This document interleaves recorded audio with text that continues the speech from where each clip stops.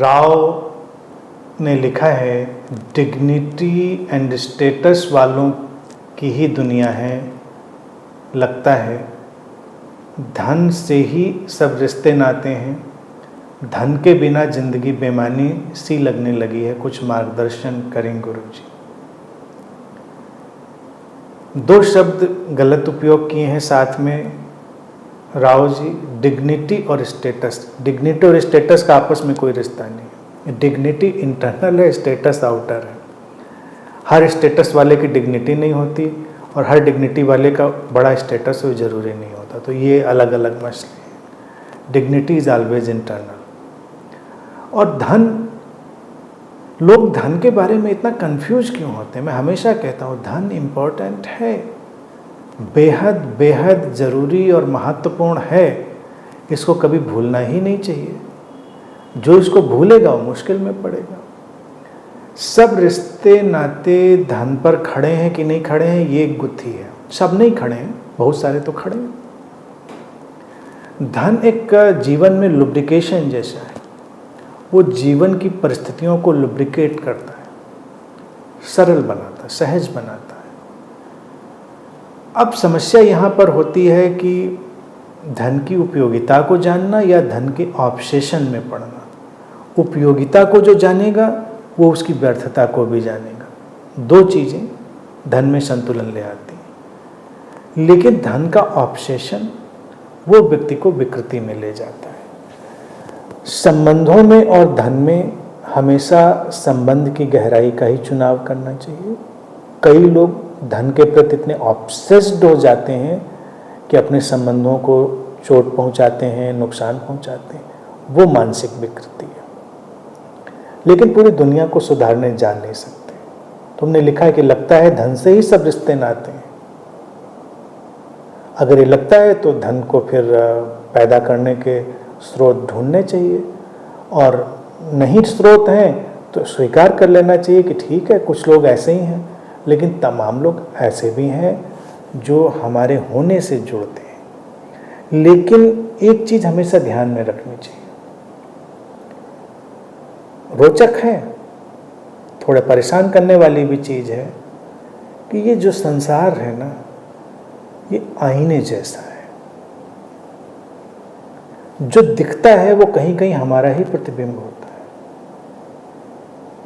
जब हमको दिखता है कि धन पर ही सब आधारित है, तो हमको अपने अंदर झांक कर देखना पड़ेगा कि हम भी धन को किस तरह से देखते हैं और धन का हम किस तरह से उपयोग करते हैं।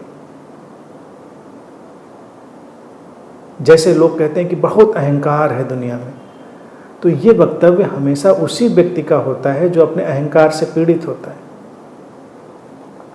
तुम अहंकार से पीड़ित हो, इसीलिए तुम्हें दूसरे का अहंकार दिखाई देता है। हम कहते हैं कि धन पर सारे रिश्ते खड़े हैं, तो हम अपनी जिंदगी में क्या कुछ ऐसे रिश्ते निर्मित करने में सक्षम हुए हैं जहां पर हमने उनमें आत्मिक और आंतरिक निवेश किया हो? हमने किया है क्या?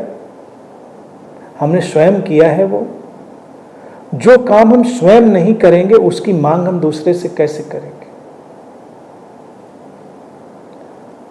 उत्तर ये हो सकता है कि हाँ हमने किया है, तो प्रतीक्षा भी करनी चाहिए कि हाँ संभव है कि फिर उसका रिस्पॉन्स आएगा, वैसे लोग जीवन में आएंगे। और फिर 100 बात की एक बात, धन की अपनी उपयोगिता को अपनी जगह रहने दीजिए, उस स्ट्रगल में मत पड़िए। बहुत सारे लोग धन पर उनकी कितनी पकड़ हो और बात ऐसे करेंगे, हर चीज़ में धन को क्यों शामिल कर लेते हैं, धन को दरकिनार क्यों करना चाहिए। और फिर हम धन का उपयोग उसके मूल्य को देने में करेंगे कि नहीं करेंगे। आपकी अपनी चीज़ में वैल्यू क्या है? किसी चीज़ में धन को इस एंगल से देखिए। एक संबंध की बात जो उठाई, किसी संबंध को जिंदा रखने के लिए हम उसमें धन कितना डाल सकते हैं? धन तो बेमानी है, वो आएगा जाएगा, लेकिन संबंध को जिंदा रखने में, उस संबंध की खुशी में हम धन डालेंगे कि नहीं डालेंगे? हम कहेंगे नहीं, हम डालेंगे नहीं, तो खुशी भी कहाँ से निकालेंगे? पहले हम जो धन का स्वास्थ्य है वो पैदा करें। इसीलिए देखिए, जब संबंधों की हम बात करें तो इसीलिए मैंने कहा इस विषय को बहुत व्यापकता देंगे। तो एक संबंध हमारा हम धन से संबंध भी है, व्यक्ति से संबंध धन से। क्या धन के प्रति हमारा संबंध स्वस्थ है? अगर हमारा वो संबंध हेल्दी होगा और हम जानते हैं कि उसकी उपयोगिता, व्यर्थता, मूल्य क्या है, तो निश्चित ही ऐसे संबंध हमारे आसपास आएंगे जो बहुत आत्मिक होंगे, बहुत ऊंचाई को स्पर्श करने वाले होंगे। लेकिन अगर हम खुद ही अस्वस्थ हैं, ऑब्सेस्ड हैं, तो हम क्या उम्मीद करें? अपने मनोभावों का आईने की तरह उपयोग करना है हमको।